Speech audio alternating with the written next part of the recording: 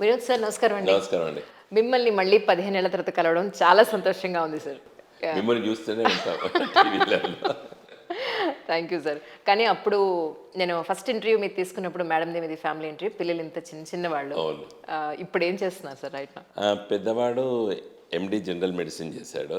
వాడికి last 2 years back marriage కూడా అయిపోయింది. సార్ మా కోడలు అమ్మాయి ఆవిడ కూడా డాక్టర్, స్లీప్ మెడిసిన్ చేస్తుంది. ఇప్పుడు క్లినిక్ పెట్టుకున్నారు మన ఫిలింనర్ క్లబ్ ముందు. Okay okay. పల్మనోలో వచ్చేసింది ఆవిడ కోడలు. రెండో అతడు మన ఐఎస్బిలో ఎంబీఏ చేశాడు. ఫ్యామిలీ బిజినెస్ చేసి ఇప్పుడు he's doing some business.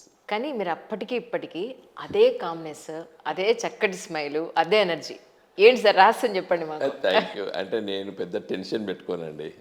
Because of మా ఫ్యామిలీ ఆ విధంగా వచ్చినట్టుంది ఆ వాతావరణం. ఎలా ఉంది సార్ తెలంగాణలో కొత్త గవర్నమెంట్ ఎలా అనిపిస్తుంది? చూడాలి కదా, మొన్ననే వాళ్ళు అధికారంలోకి వచ్చారు. రేవంత్ రెడ్డి గారు ముఖ్యమంత్రి అయ్యి కూడా దాదాపు 50 days అవుతుంది. లెట్స్ సి వాళ్ళు ఇచ్చినటువంటి హామీలు ఎంతవరకు నిలబెట్టుకోగలుగుతారు అనేది పెద్ద ప్రశ్న ఇప్పుడు ప్రజల ముందు, ప్రభుత్వానికి కూడా. ఎందుకంటే వాళ్ళు ఇచ్చినటువంటి హామీలు ఓటర్ మహాశయుల్ని చాలా అట్రాక్ట్ చేసుకున్నారు వాళ్ళు. కాబట్టి మరి ప్రజలు కూడా అదే ఆలోచనతో చూస్తారు. అవును. కాబట్టి మనము వాళ్ళు 100 రోజులు కావాలన్నారు. కాబట్టి మేము వేచి చూస్తున్నాం 100 రోజుల తర్వాత ఈ ప్రభుత్వము ఏ విధంగా పనిచేస్తుంది అనేది. ఏదేమైనప్పుడు కూడా ప్రజాస్వామ్య వ్యవస్థలో పట అధికార పక్షం ఎంతైతే బాధ్యతాయుతంగా పనిచేయాలో ప్రధాన ప్రతిపక్షం కూడా ఆ విధంగా పనిచేయాలి. కాబట్టి మేము తప్పనిసరిగా ఈ రాష్ట్ర ప్రజలకి, తెలంగాణ రాష్ట్ర ప్రజలకి మా వంతు కర్తవ్యాన్ని నిర్వహిస్తాం ఒక ప్రధాన ప్రతిపక్ష పార్టీగా. అంటే మీరు మాట అన్నారు ప్రధాన ప్రతిపక్ష పార్టీగా మా వంతు బాధ్యత మేము నిర్వర్తిస్తామని. కానీ ప్రజలు అనుకునేది ఏంటంటే కేసీఆర్ గారు మొన్న అసెంబ్లీ ఎలక్షన్స్లో ఓడిపోయిన తర్వాత ఒక్క ప్రెస్ మీట్ కూడా పెట్టి మీరు ఇచ్చిన దాన్ని మేము శిరసా వహిస్తున్నాము, డెఫినెట్గా వచ్చేదానికన్నా మేము ప్రయత్నిస్తాము, ఒక మంచి ప్రతిపక్ష పార్టీగా మేము ఉంటామని ఎక్కడ ఒక ప్రెస్ మీట్ పెట్టలేదు అని అంటున్నారు. దీనికి మరి మీ సమాధానం? ఒకటేంటంటే అతను షాక్ అయిపోయాడండి. ఫస్ట్ ఫ్రాంక్లీ ఉన్న విషయాలు మనం మాట్లాడుకుందాము. వారు ఓటమి పాలవుతారని వారు అనుకోలేదు. కాబట్టి ఫస్ట్ ఇమీడియట్గా ఆ రోజు రిజల్ట్స్ వచ్చిన సందర్భంలో నేను అక్కడే ఉంటేనే ఈ నెవర్ ఎక్స్పెక్టెడ్ దట్ ప్రజలు, తెలంగాణ రాష్ట్ర ప్రజలు తనను ఓటమి పాలు చేస్తారని, తర్వాత పార్టీని కూడా ఓటమి పాలు చేస్తారని నేను భావించలేదు. కాబట్టి నా దృష్టిలో అది సైకాలజికల్గా అతడు దాన్ని స్వీకరించలేదు మొదటి 2-3 రోజులు.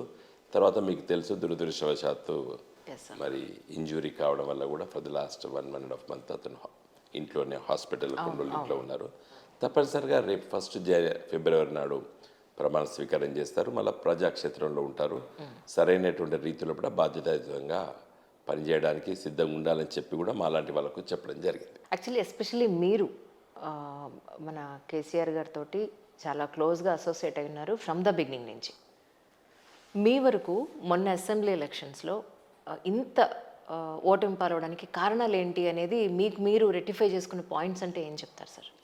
ఒకటండి, ఈ 10 సంవత్సరాలు తెలంగాణ రాష్ట్ర ప్రభుత్వము కేసీఆర్ గారి నాయకత్వం పరిపాలనలో మొదటి 5 సంవత్సరాలు పెద్దగా ప్రతిపక్షాలు విమర్శలు చేయడం కానీ లేకపోతే పొలిటికల్ యాంగిల్ తప్పితే వారు ఎక్కువ మాట్లాడలేదు. కానీ 2018 తర్వాత మరి కేసీఆర్ గారి మళ్ళీ ముఖ్యమంత్రి రెండోసారి ప్రభుత్వ పరిపాలనలో పట్ల జరుగుతున్నటువంటి కొన్ని విషయాల పట్ల ప్రతిపక్ష పార్టీలు, ముఖ్యంగా కాంగ్రెస్ పార్టీ, బీజేపీ పార్టీ, ఈ 2 పార్టీల నాయకులు పెద్ద ఎత్తున విమర్శలు చేసేటప్పుడు మేము దానికి సరైన రీతిలో జవాబు చెప్పకపోవడమే పెద్ద తప్పిదంగా నేను భావిస్తున్నాను. ఎందుకంటే విమర్శలు చేసేటప్పుడు దానికి సరైన రీతిలో జవాబు చెప్పాలి. సరే, ప్రజలు నిర్ణయం చేస్తారు ఏది కరెక్ట్. ఇప్పుడు పెద్ద అప్పుల పాలు చేశాడు, ప్రతి ఒక్కరి ఎత్తి మీద 5 లక్షల అప్పులు ఉన్నాయి, తర్వాత అవినీతి విపరీతంగా జరిగింది, కుటుంబ పరిపాలన అనేటువంటి విషయాలు ప్రతిపక్ష పార్టీలు మాట్లాడే సందర్భంలో సరైన రీతిలో జవాబు చెప్పి ఉన్నట్టయితే మేము, అది మా లోపం, ఉన్నట్టయితే ప్రజలు ఇంత పెద్ద గొప్పగా ఆ విషయాలను నమ్మకపోదురు. చివరికి ఏమైపోయిందంటే, నేను ఒక విషయం చెప్తే మీకు అర్థమైపోతుంది. మొన్న శాసనసభ ఎన్నికలప్పుడు నేను దాదాపు 2 మాసాలు కరీంనగర్ జిల్లాలోనే ఉన్నాను, విస్తృతంగా తిరుగుతున్నాను. తిరిగే సందర్భంలో పటంగా ఎన్నికలు ఒక వారం రోజులు ముందున్న సందర్భంలో ఒక మహిళ ఇంట్లోకి వెళ్ళినప్పుడు అత్త మామ ఉన్నారు, పిల్లలు ఉన్నారు, ఆడబిడ్డ ఉంది, ఆమెకి ఇంత కూతురు ఉన్నది. చాలా బాగా చేశాడు సార్ కేసీఆర్, చాలా విషయాలు బాగా చేశాడు, అన్నీ మంచిగా చేసిండు, కరెంట్ ఇచ్చిండు, నీళ్ళు ఇచ్చిండు, పెన్షన్లు ఇస్తుండు. కానీ అప్పులు ఎందుకు చేయాలి సార్? ఇంకో ఒక్కొక్కరి నెత్తి మీద 5 లక్షల అప్పులు అని చెప్పి ఆమె బిడ్డ నెత్తి మీద చేయిబెట్టి చూపిస్తూ ఎంత ఫేస్లో ఎంత ఫీలింగ్ ఉందంటే, అయ్యో రేపు మేము 5 లక్షలు కట్టాలనా, రైట్, అంత ఇన్కల్కేట్ అయిపోయింది ఆ పాయింట్ మనసు లోపల ఇన్కల్కేట్ అయిపోయింది. అంటే రేపు పొద్దున వచ్చి వాళ్ళ ఇంటి మీద బ్యాంకు వాళ్ళు పడి 5 లక్షలు వసూలు చేసుకునేటట్టు ఫీల్ అవుతున్నది ఆవిడ. అంటే ఆ స్థాయిలో ఒక గ్రామీణ ప్రాంతాల్లో పట ఆ స్థాయిలోకి వెళ్ళినప్పుడే నేను అన్న ఇది సంథింగ్ గోయింగ్ రాంగ్ అని చెప్పారు. ఆమె అన్నీ యాక్సెప్ట్ చేసింది, కరెంట్ ఇచ్చిండు అన్నది, నీళ్ళు ఇచ్చిండు అన్నది, పెన్షన్ మా అత్తకు వస్తుందని చెప్పింది, అన్నీ చెప్పింది. కానీ షీఈ్ నాట్ సాటిస్ఫైడ్. ఆమె సంతోషంగా లేదు. ఫేస్లోని చూశాను, పక్కకున్నాను, పాంప్లెట్ ఇచ్చి మాట్లాడాను. మా పోటీ చేసే అభ్యర్థి నా పక్కకే ఉన్నాడు. నేను అతనితో చెప్పినాను, మా ఇంటికి వెళ్ళి గడప దాడుతున్నాడు, చెప్పిన సంథింగ్ గోయింగ్ రాంగ్ అని చెప్పి. సో ఒక్క మాట వాళ్ళ మనసులో ఎంత అంటే రోజు విమర్శించారు కదండి మా ప్రతిపక్ష పార్టీలు, కాంగ్రెస్ పార్టీ, బీజేపీ పార్టీలు. అప్పుల పాలు చేసిండు, తెలంగాణ అప్పుల పాలు చేసిండు, అప్పుల పాలు చేసిండు, అప్పుల పాలు చేసిండు అని చెప్పి విస్తృతంగా చెప్పినట్టు విషయాలు. నేను ఒకే అంశం చెప్తున్నాను. తర్వాత కుటుంబ పరిపాలన కూడా చెప్పిన దానికి సరైన రీతిలో జవాబు చెప్పేది ఉండే. ఇలా కాంగ్రెస్ పార్టీకి ఎక్కడ హక్కు ఉన్నదండి కుటుంబం గురించి మాట్లాడేది? నెహ్రూ, ఇందిరాగాంధీ, సోనియా గాంధీ, రాజీవ్ గాంధీ, రాహుల్ గాంధీ, సంజయ్ గాంధీ, ఇంతమంది గాంధీల కాంగ్రెస్ పార్టీ మా పైన కుటుంబ పరిపాలన మాట్లాడే హక్కు ఉన్నది వాళ్ళకి. సరే బీజేపీ అంటే వదిలిపెడదాం, correct, ideological based political party. So దీనికి రిబెటల్ అంటే మేము విమర్శకు ప్రతి విమర్శ కాకుండా సరైన రీతిలో జవాబు చెప్పకపోవడం ఒక పెద్ద లోపంగా నేను భావిస్తున్నాను. ఇప్పుడు కరీంనగర్ మీరు ప్రజల్లోకి పెడుతున్నారన్నారు, వాళ్ళ నమ్మకం అలాగే ఉందా సార్? ఇప్పుడు అర్థమవుతున్నది. ఏమనుకున్నారు? ఇంకొక చిన్న విషయము ప్రజాక్షేత్రంలో ఇది ఒక నానుడిగా అయిపోయింది. మా ఎమ్మెల్యే ఓడిపోవాలనుకున్నాం కానీ కేసీఆర్ ఓడిపోవాలనుకున్నామా అనేది ఒకటి వస్తున్నది. రైట్, ఒక 20-25 మంది ఎమ్మెల్యేలు మార్చి ఉన్నట్టయితే ప్రభుత్వం మీదే అని చెప్పి చాలామంది ఇప్పటికి మాట్లాడుతున్నారు, విమర్శకులు కూడా మాట్లాడుతున్నారు. సరే, నేను ఒక ఎమ్మెల్యేని కూడా నిందించదలుచుకోలేదు, అందరినీ కాదు, చాలామంది చాలా కష్టపడి పనిచేస్తారు, చాలా బాగా పనిచేస్తారు. కొంతమంది పైన అది విమర్శలు అందామా లేదా ప్రజాక్షేత్రంలో ఏ కారణంతోనో నార్మల్గా అది పెద్ద మంది తప్పుపట్టాల్సిన అవసరం లేదు. ఒక 2 సంవత్సరాలు అంటే 2 టర్మ్స్, 10 సంవత్సరాలు అయిన తర్వాత యాంటీ ఇన్కంబెన్స్ ఉంటుంది, ప్రజా వ్యతిరేకత ఉంటుంది. అయితే ఎమ్మెల్యేలు మార్చితే గెలుస్తాం కదా అని అంటే కేసీఆర్ గారు చెప్పారు, మరి మంచి ఎమ్మెల్యేలు కూడా ఓడిపోయారు కదా, దానికి కారణం ఏంది? నిరంజన్ రెడ్డి గారు ఓడిపోయారు, ఎర్రబెల్లి దయాకరావు గారు 40 సంవత్సరాలు చాలా బాగా పనిచేసిన వాళ్ళు, మరి చాలామంది మంచిగా పనిచేసే వాళ్ళు ఓడిపోయారు. ప్రస్తుతానికి పార్లమెంట్ ఎలక్షన్స్కి రెడీ అవుతున్నారు అందరూ. అంతే, ఎలక్షన్స్ వస్తుంటాయి, తప్పనిసరిగా రాజకీయ పార్టీలు పోటీ చేయాలి, పోటీ చేస్తాం మేము. కానీ ఇప్పుడు వీళ్ళు ఇచ్చిన 6 హామీలు నిజంగా మీ వరకు ఇన్నేళ్ల మీ రాజకీయ ఎక్స్పీరియన్స్లో, అనుభవంలో, is it possible sir to do that all those things? మీకు చాలా స్పష్టంగా చెప్తున్నానండి. వీళ్ళు ఈ ఎన్నికల్లో అంటే మొన్న 2023లో జరిగినటువంటి తెలంగాణలో జరిగిన శాసనసభ ఎన్నికల్లో గెలుస్తామని పోటీ చేయలేదు కాంగ్రెస్ పార్టీ. విపరీతమైన హామీలు ఇచ్చేసేసి గెలిచి వీటిని అమలు చేస్తామని చెప్పి ఉద్దేశంతో చేసినటువంటి హామీలు కావవి. రైట్, కేవలము కేసీఆర్ ఇచ్చేటువంటి పథకాలు, హామీలని నిర్వీర్యం చేయడానికి, వాటిని డైల్యూట్ చేయడానికి, వాటిని ఇంతకంటే ఎక్కువనని చెప్పి ఆశ పెట్టడానికి, ఆశతో ప్రజలు అటు ఇటు కన్ఫ్యూజన్ అయ్యి కొన్ని ఓట్లు మాకు వేస్తారని చెప్పేసి ఇచ్చినటువంటి హామీలు. ఆ హామీలు నిజంగా పూర్తి స్థాయిలో అమలు చేయడం అంత సులభం కాదు ఈ ప్రభుత్వానికి. వాళ్ళు చెప్పినటువంటి హామీలు, మొదటిది మీకు చెప్తాను, మహాలక్ష్మి. దాంట్లో ఇప్పుడు ఏం చెప్తున్నారు? మేము 2 హామీలు అమలు పరిచామని చెప్తున్నారు.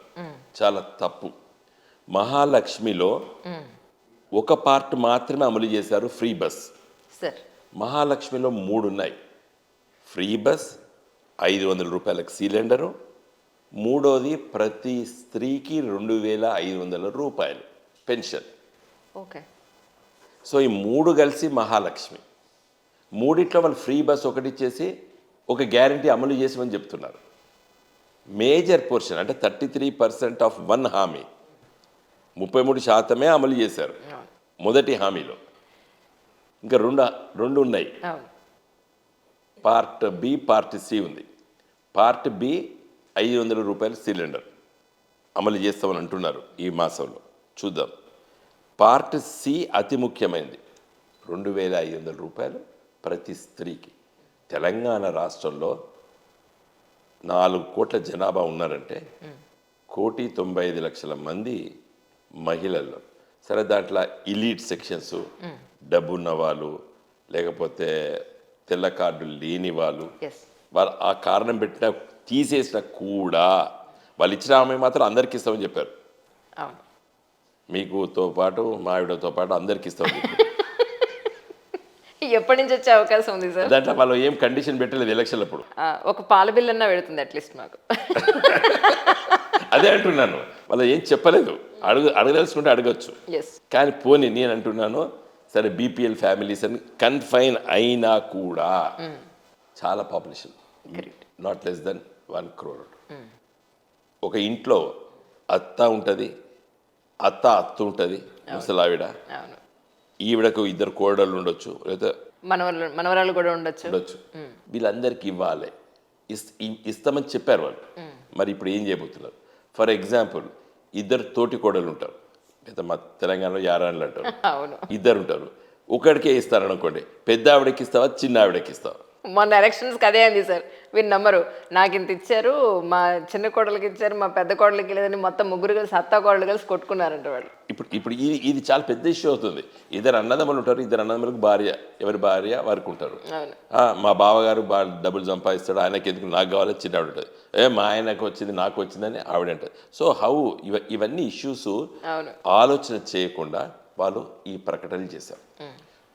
2-3 మోస్ట్ ఇంపార్టెంట్ ఉన్నాయండి. ఇప్పుడు 200 యూనిట్లు ఇంటికి ఫ్రీ అన్నారు. ఇప్పుడు కర్ణాటకలో అమలు చేశారు కాబట్టి ఇక్కడ అమలు చేశారు కాంగ్రెస్ పార్టీ. కర్ణాటకలో ఏం చెప్తున్నారు, 201 యూనిట్ మీరు కాల్చిండ్రు అనుకోండి, యూఆర్ నాట్ ఎలిజిబుల్ అంటున్నారు. యాక్చువల్గా 200 యూనిట్లకు ఫ్రీ ఇచ్చేసి 1 యూనిట్ కట్టించుకోమని చెప్పండి, తప్పులేదు. ఇప్పుడు 201 యూనిట్ వచ్చినా కూడా ఇన్ఎలిజిబుల్ అంటున్నాడు. అంటే ఎట్లుంటుంది, 200 యూనిట్లకి ఫ్రీ ఇచ్చి దానిపైన ఉన్నటువంటి వాటికి నువ్వు ఛార్జ్ తీసుకోవాలి. ఇంకో ఇది పెద్ద ఇష్యూ ఉంటుంది.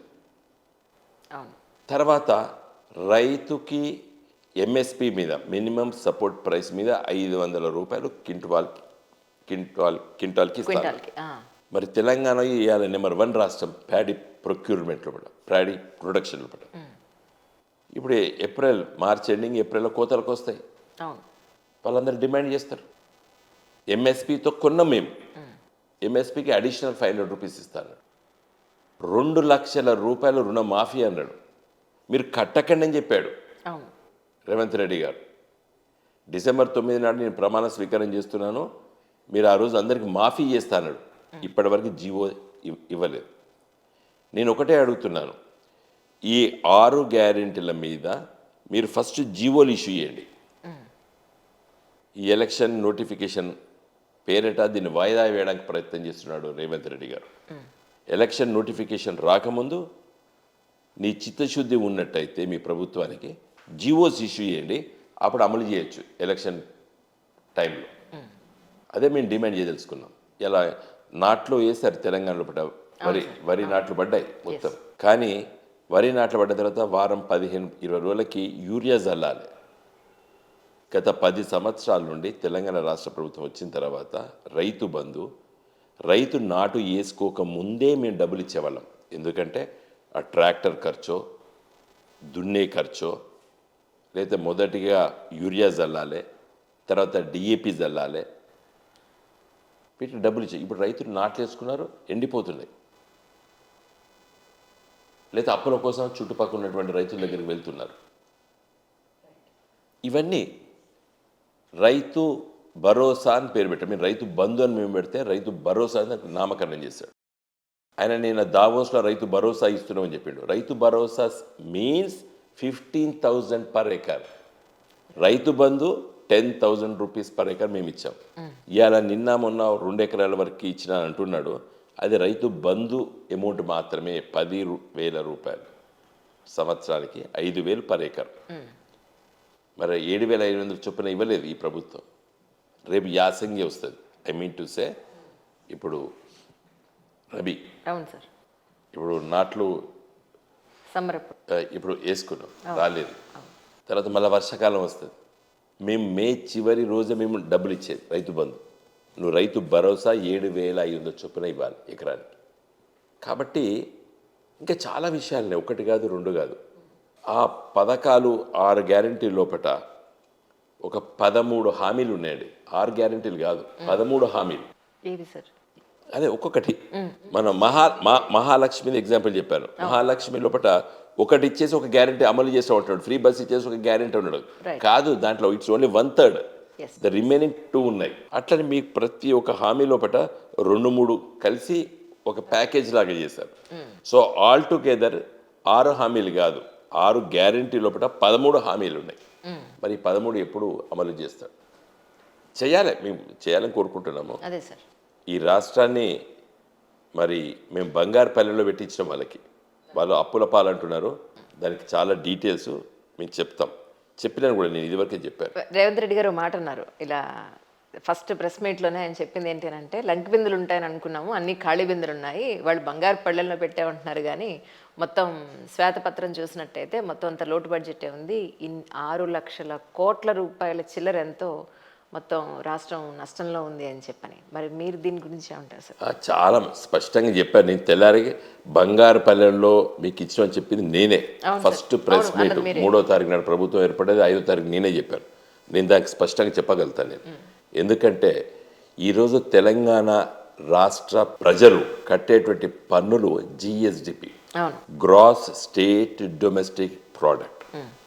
ఒక రాష్ట్ర బడ్జెట్లో ఈ రాష్ట్ర బడ్జెట్లో తన రాష్ట్ర ప్రజలు కట్టేటువంటి పన్నుల ద్వారా స్టేట్ ఓన్డ్ ట్యాక్స్ రెవెన్యూస్ అంటారు, SOTR.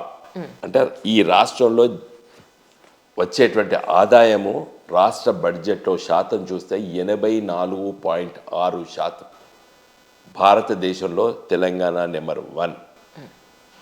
కేంద్ర ప్రభుత్వం వసూలు చేసేటువంటి డైరెక్ట్ ట్యాక్సెస్, ఇండైరెక్ట్ ట్యాక్సెస్ ఏవైతే ఉంటాయో, ఇప్పుడు మన GST వచ్చింది. ఇప్పుడు ఆ పేరు చెప్పడం కరెక్ట్ కాదు, GST వచ్చింది.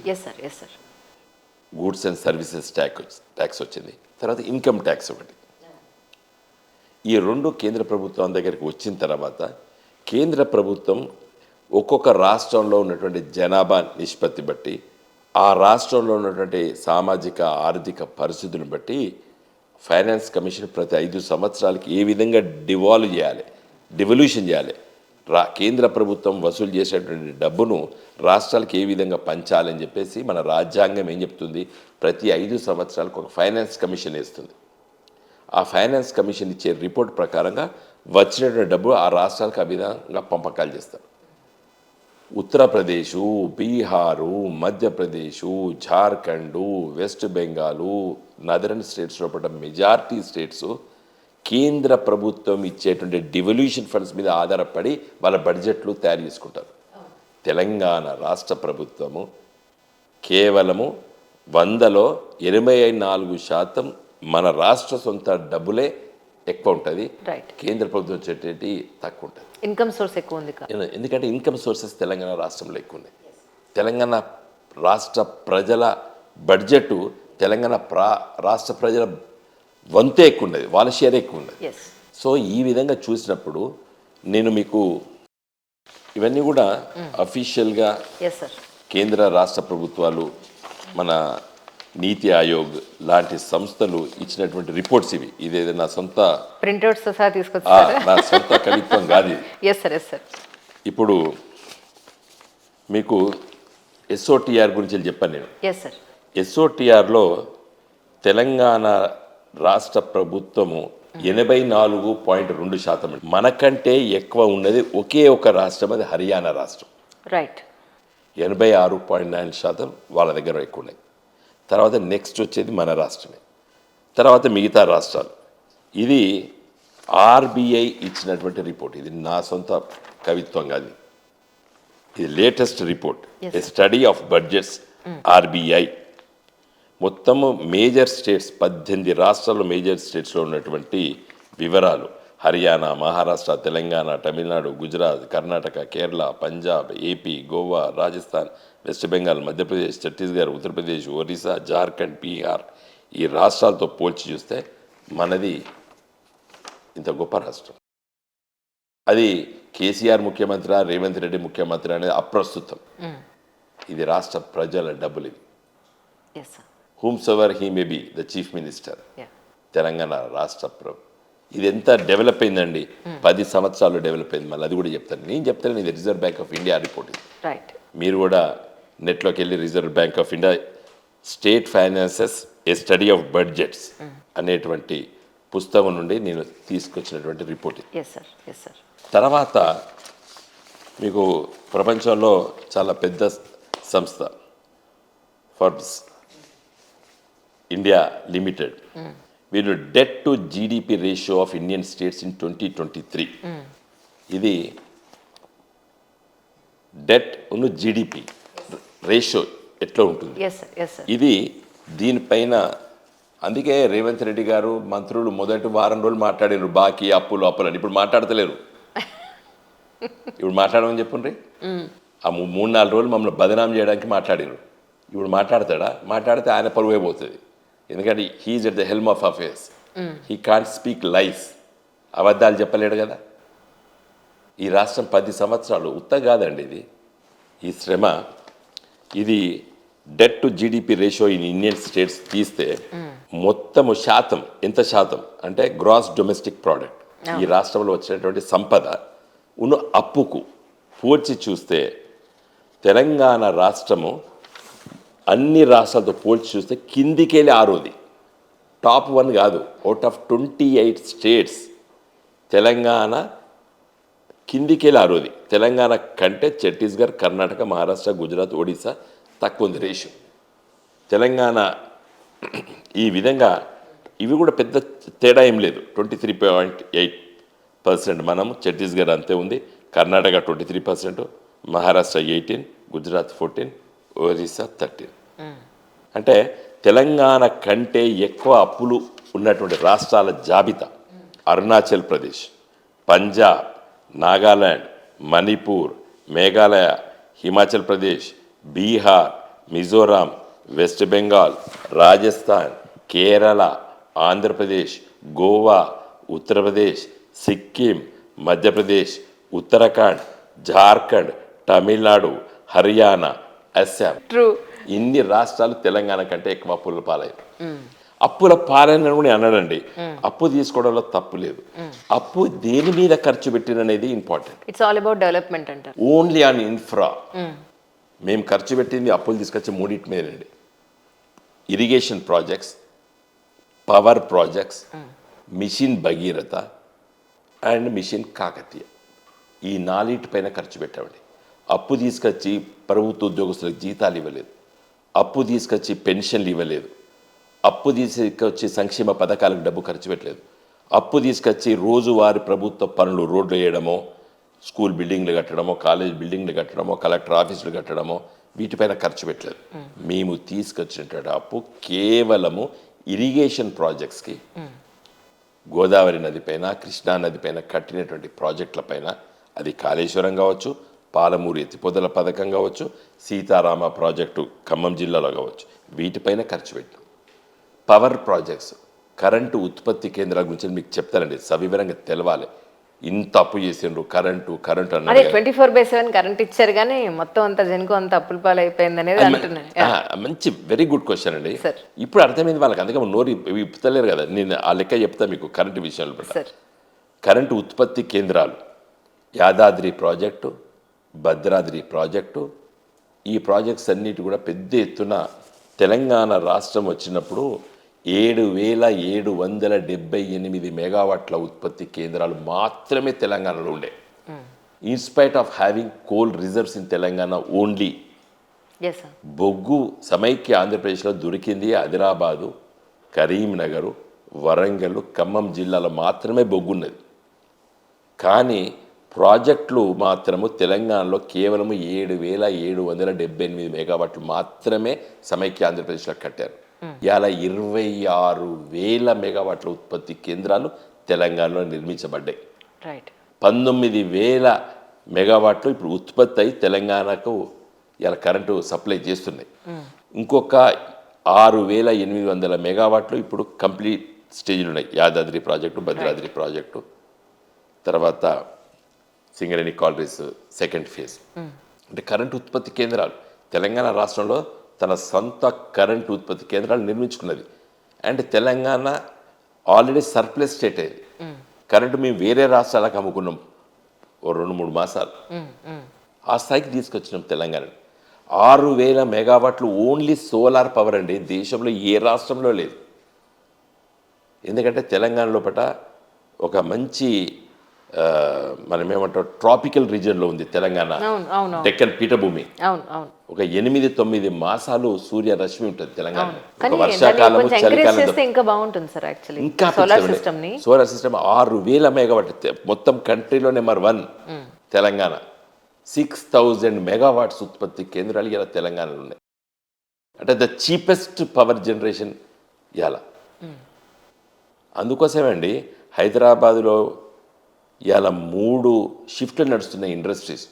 పెద్ద పరిశ్రమలు బిహెచ్ఎల్ లాంటి, డిఆర్డిఓ లాంటిది మొదలు పెడితే ఒక స్మాల్ స్కేల్ ఒక బోలోటు తయారు చేసే, ఒక ప్లాస్టిక్ బుట్టలు తయారు చేసే వాటితో సహా 3 షిఫ్ట్లు నడుస్తున్నాయి ఇవాళ హైదరాబాద్.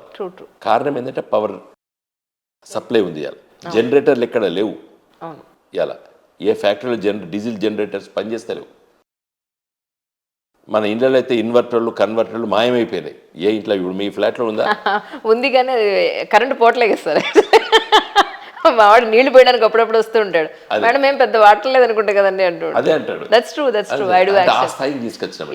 తర్వాత మీరు ఎలక్ట్రిసిటీ గురించి ఇప్పుడు ఎప్పుడు ఎఫెక్ట్ అవుతుంది ఈ జీడిపి డెట్ అంటే అప్పులకును మన ఉత్పత్తికి వచ్చే దగ్గర చాలా ఇష్యూస్ ఉంటాయి. అదంతా ఎకనామిక్స్ సబ్జెక్టు, మన ఇంటర్వ్యూకి అంతగా అవసరం అనుకోను. True sir. తర్వాత ఏదేమైనప్పటికీ కూడా ఇవాళ ఇంత గొప్పగా.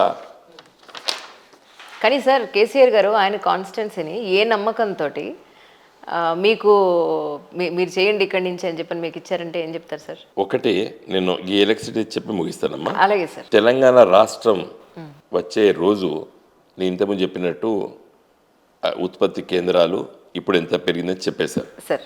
Per capital electricity consumption Telangana వచ్చే రోజు 1,196 యూనిట్లు ఉంటే ఈ రోజు 2,140 యూనిట్లు వాడుతున్నాడు సగటు మనిషి. అంటే కరెంటు వాడుకుంటున్నాడు.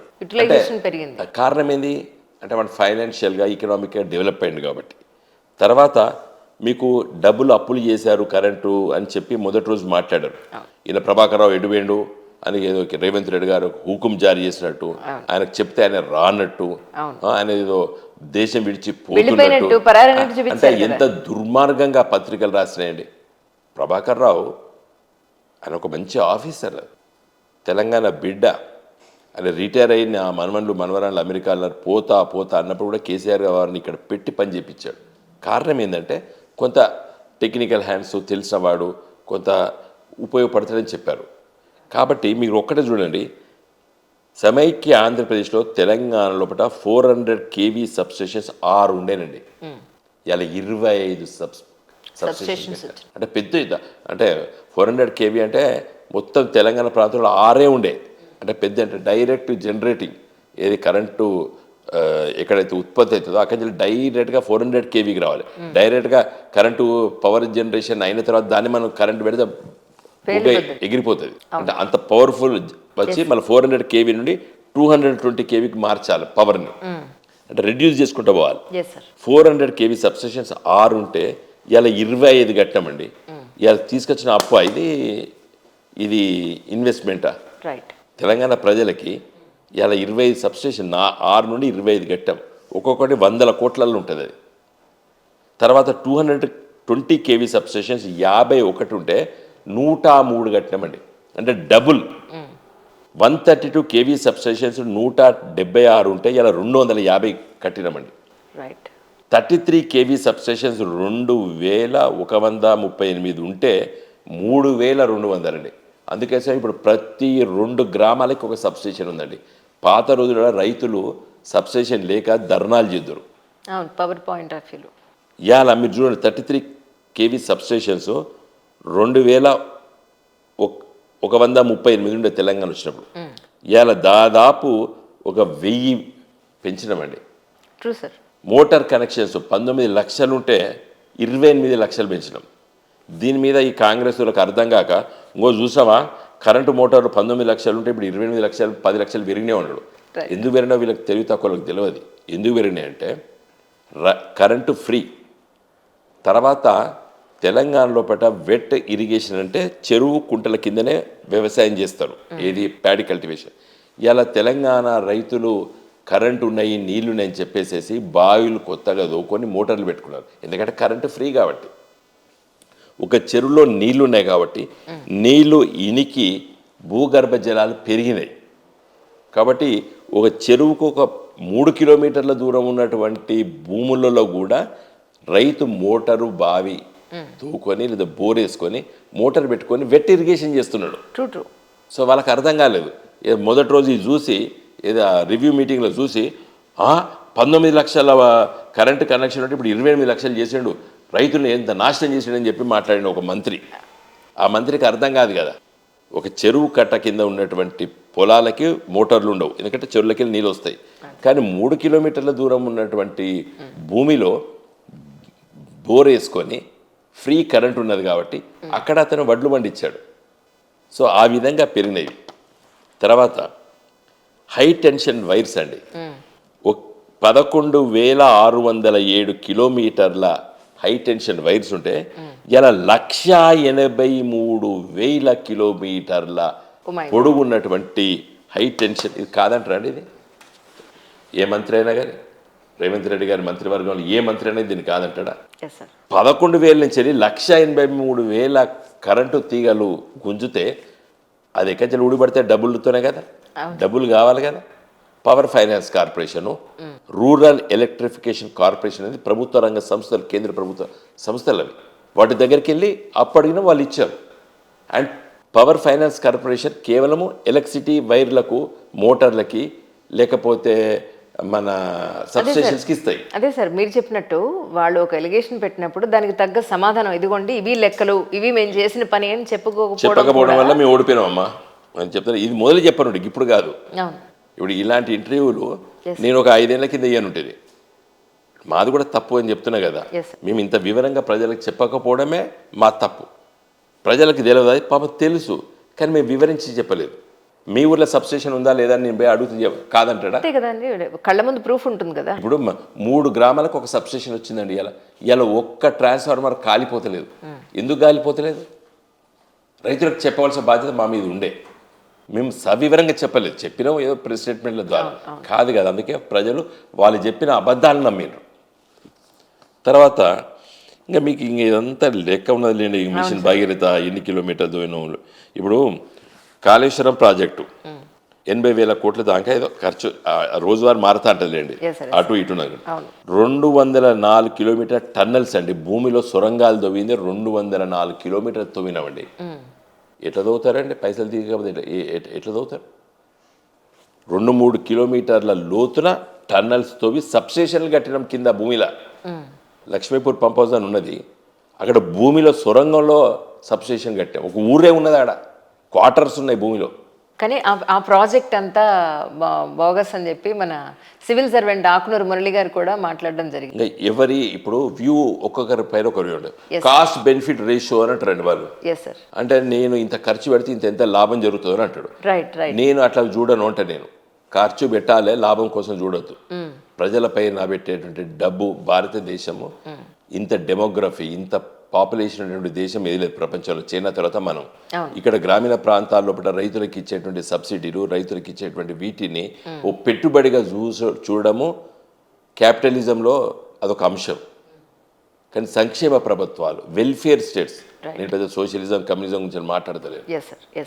వెల్ఫేర్ స్టేట్ సంక్షేమం చేయాలన్నప్పుడు నా పెట్టుబడికి లాభం ఏమొస్తుందని ఆలోచిస్తారా అండి? ఆలోచించకూడదు. We have to spend. ఇంత పెద్ద పాపులేషన్ని మరి నువ్వు ఇప్పుడు వ్యవసాయం, ఇప్పుడు మీలాంటి వాళ్ళు నాలాంటి వ్యవస్థ ₹1 మిగిలేదు, మనం ఒక్కరోజు వ్యవసాయం చేయలేము మనం. అవును అర్థమైందండి? అవును అవును అది రైతుకే అది లాభం అవుతుంది. ఎందుకంటే వాడు పడేటువంటి శ్రమకు కూలి దాన్ని ఆస్వాదిస్తాడు. అవును మీరు ఒక ఎంప్లాయీ, నేను ఒక లాయర్ని. అవును మనం కాస్ట్ బెనిఫిట్ రేషియోకి వ్యవసాయం చేస్తే పనికిరాదు మనకి, ట్రూ. కానీ వాళ్ళకి మనకి వస్తుంది. ఎందుకంటే పాపం తన రోజు వారు కష్టపడే శ్రమకు ఆ మిగిలింది నా శ్రమకు వచ్చింది అనుకుంటాడు రైతు. అవును that is the difference between. ఇప్పుడు మీరు అన్నటువంటి ఐఏఎస్ ఆఫీసర్లు ఈ టైల్ కట్టుకొని కోట్లు వేసుకుంటే వాళ్ళకి వాళ్ళు కాస్ట్ బెనిఫిట్ రేషియో మాట్లాడతారు. ట్రూ. మేము అట్లా ఆలోచించలేదు కేసీఆర్ గారు కానీ మేము కానీ. ప్రజా మేము సంక్షేమం. సంక్షేమం కూడా కాదండి, how to engage these rural masses in this country. That's what. ఈ దేశంలో కోట్లాది జనాన్ని ఎట్లా బతకాలి వాళ్ళు. అదొక తెలంగాణ కాదండి, భారతదేశానికి మొత్తం కావాలి. అందుకే ఇంత కటిక దరిద్రం ఇంకా ఉత్తర భారతదేశంలో ఎందుకున్నదంటే, ఇప్పటికీ నేను ఒక 10 సంవత్సరాల కింద జార్ఖండ్ పోతే ఎలక్షన్లో వేయించినప్పుడు పోతే ఆడ జంషెడ్పూర్ 1907లో స్టీల్ ఫ్యాక్టరీ కట్టిండు టాటా. దానికి 10 కిలోమీటర్ల ఊర్లో కరెంటు లేదు. ఆ ఊర్లో నిలబడితే నాకు ఇట్లా చక్ చక్ చక్ మెరుస్తాను ఫ్యాక్టరీ. అక్కడ కరెంట్ లేదు ఆ ఊర్లో, దీపాలు పట్టుకుంటున్నారు. ఒక కరెంటు తీగనే లేదు ఆ ఊర్లో. ఆ ఊర్లో ఉన్న ల్యాండ్ ఆడి ఇంట్లో జనరేటర్ ఉన్నది. That is a fate till recently. బా దారుణం. ఉత్తరప్రదేశ్లో ఇప్పటికి చాలా ఇండ్లలోకి కరెంటు తీగలే లేవు, ఇప్పటికి దీపాలు పెట్టుకుంటారు. ఈ మధ్య కొంత చేంజ్ అయిందండి for the last 5-10 years. Not because of Modi. ఈ మన ఎకానమీ పెరిగింది కాబట్టి Yes, sir. అప్పులు ఇచ్చేసరికి మనం నేర్పుతున్నాం. అవును అవును ముఖ్యంగా మన దక్షిణ భారతదేశంలో రాష్ట్రాలు చూసుకొని నేర్చుకున్నారు ఉత్తర భారతదేశం. మీకు ఇప్పుడు మేము పెట్టింది 204 కిలోమీటర్ టన్నల్స్, 1531 కిలోమీటర్ల గ్రావిటీ కెనాల్స్, 20 పంప్ హౌస్లు, 20 రిజర్వాయర్స్ అండి. ఇక్కడ చాలా ఇంట్రెస్టింగ్ సబ్జెక్ట్. సార్. ఇప్పుడు కాంగ్రెస్ ప్రభుత్వం ఉన్నప్పుడు 45,000 కోట్ల రూపాయల అంచనాలు 80,000 కోట్లకి ఎట్లా పోయినాయి, 80,000 కోట్లు తిన్నాడు, 40,000 కోట్లు కేసీఆర్ తిన్నాడు అన్నట్టు దుష్ప్రచారం చేశారు. అవును దీనికి సింపుల్ ఆన్సర్ చెప్తున్నా.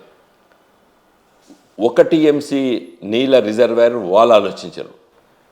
గోరెవెల్లి ప్రాజెక్ట్ ఉన్నది, 1.33 TMC ప్రాజెక్ట్ వాళ్ళు ఆలోచించారు. రిజర్వాయర్ అంటే నీళ్లు పంపు చేసి ఎత్తిపోయాలి. కేసీఆర్ దాన్ని విస్తరించి 8.83 TMCలకు మార్చాడు దాన్ని. అంటే 800 టైమ్స్. మల్లన్న సాగర్ అది 3 TMCలో 4 TMCలో వాళ్ళు ఆలోచిస్తే 50 TMCల రిజర్వాయర్గా మార్చాడు. ఇట్లా 20 రిజర్వాయర్స్ ప్రతి ఒక్కటి దానికి హోల్డింగ్ కెపాసిటీ పెంచాడు. దోషెట్లో నీళ్లు వాళ్ళు ఆలోచించారు, తాంబాలంలో నీళ్లు కేసీఆర్ ఆలోచించాడు. రైట్. సో రేట్లు పెరగకుండా ఎందుకు అవుతాయండి? ఇది వాళ్ళు చెప్తే మేము ప్రజలకు తీసుకెళ్ళకపోయినాం. మేము 40,000 కోట్ల ప్రాజెక్టును 80,000కి చేసాడు కేసీఆర్ అంటే నమ్మిన ప్రజలు, నమ్మించడానికి ప్రయత్నం చేశారు. అవును. అంచనాలు పెంచిండు అన్నారు, అంచనాలు పెంచలేదు. అంచనాలు గవే అంచనాలు ఉంటాయి, రూపాయి అటు ఇటు ఉంటుంది, అది వేరే విషయం. కానీ ఇక్కడ దానికి కెపాసిటీస్ పెంచాడు. మిషన్ భగీరథ అండి, 37,000 కోట్ల అప్పుతో కట్టామండి. ప్రతి గ్రామానికి ఇలా పైప్ లైన్ పడ్డదండి. 1,25,000 కిలోమీటర్ల పైప్ లైన్లు వేసామండి. మరి దీనికి డబ్బులు అవసరమా కాదా? భూమి చుట్టూ 4 సార్లు ఎంతైతే తిరుగుతామో అన్ని కిలోమీటర్లు వేసామండి పైప్ లైన్లు వేయాలి ఊర్లలో. నేను ఒక మంత్రి వేస్ట్ చేసిన అంటాడు, ఆయనకి ఏమర్థమవుతుంది? మళ్ళా నల్గొండ జిల్లా వాస్తవుడు, నల్గొండ లోపల ఫ్లోరోసిస్ ఎందుకు వచ్చిందండి? ప్రపంచంలో ఎక్కడ కూడా గ్రౌండ్ వాటర్ తాగరండి. దురదృష్టవశాత్తు ఆసియా ఖండంలో తాగుతారు. ఎందుకంటే భూమి నీళ్ళు ఇనికిన తర్వాత ఎంత లోతు పోతుంటే అంత మినరల్స్తోని కలిసిపోతాయి. ఆ మినరల్స్ అన్నీ కూడా మనకు హాని కలుగుతాయి.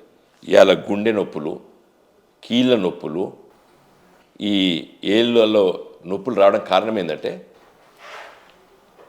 ఈ మినరల్స్ ఏవైతే నీళ్ళల్లో కలిసిపోయినాయో అవి తాగడం వల్లే ఒక 20-30 ఏళ్ళు నష్టపోయినాం. అందుకే మన నల్గొండ జిల్లాలో ఫ్లోరోసిస్, పండ్లు పచ్చగబడము, బొక్కలు వంకర కావడం కారణాలు.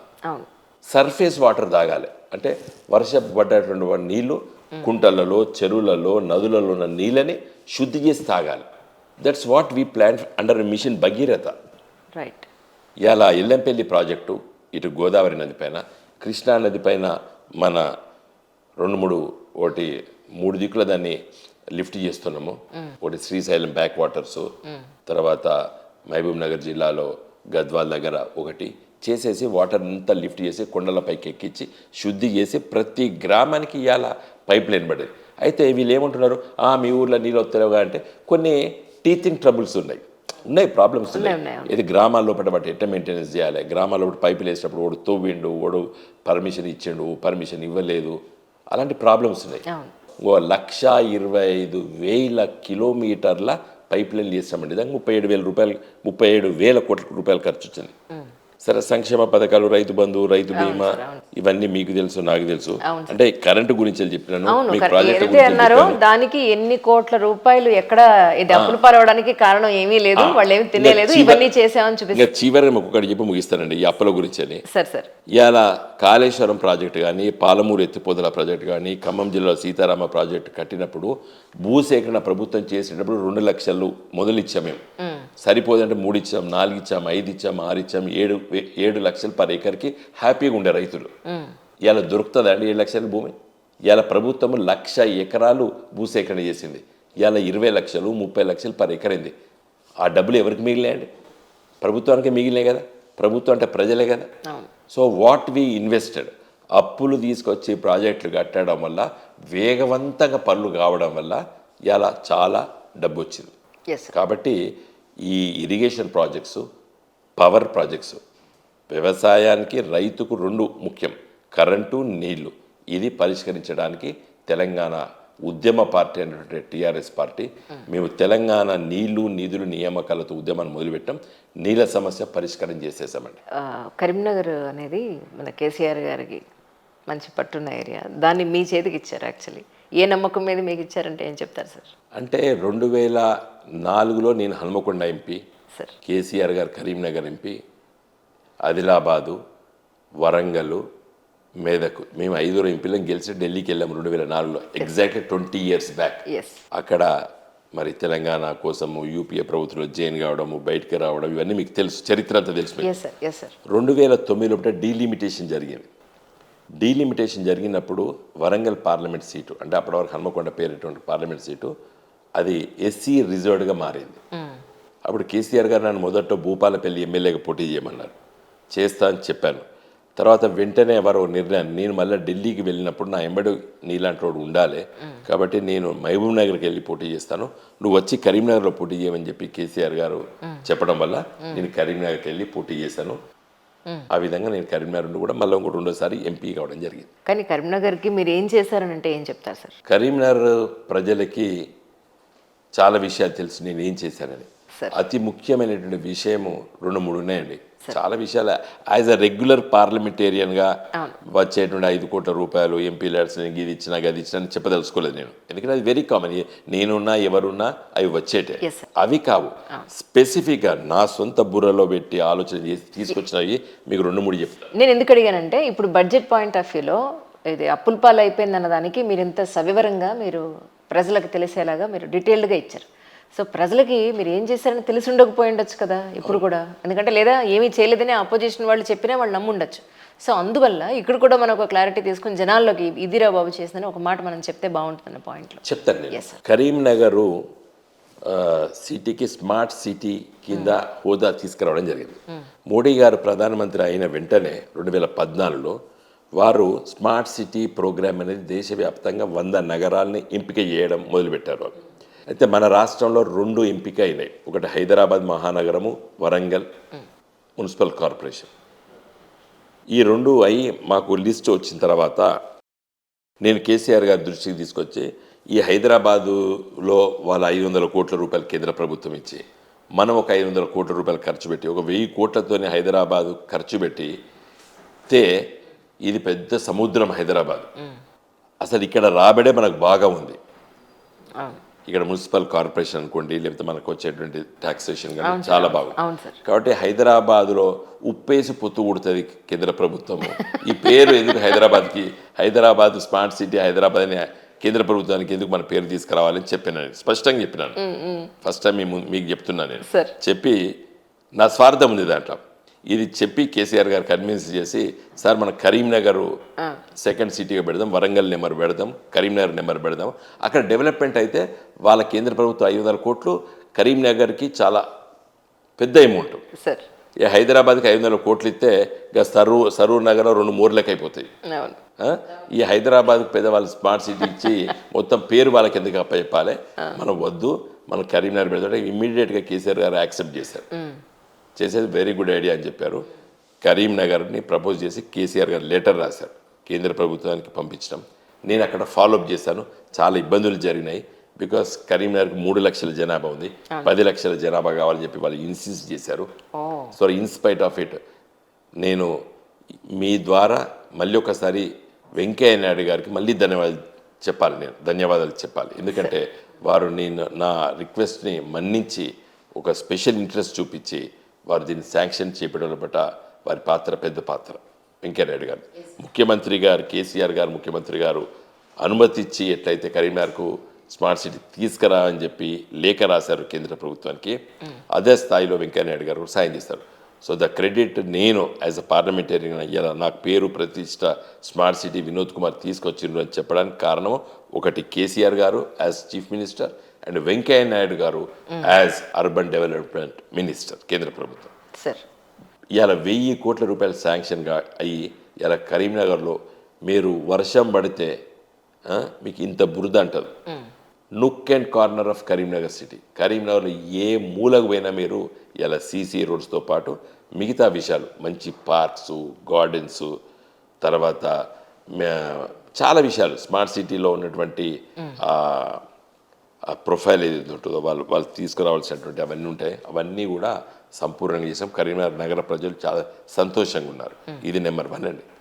నేను ఓన్లీ 2-3 చెప్పదలుచుకున్నాను, చాలా చిన్న విషయాలు చెప్పదలుచుకోలేదు. రెండోది, కరీంనగర్కి railway line direct from Hyderabad కావాలని కరీంనగర్ ప్రజల చిరకాల వాంఛారు.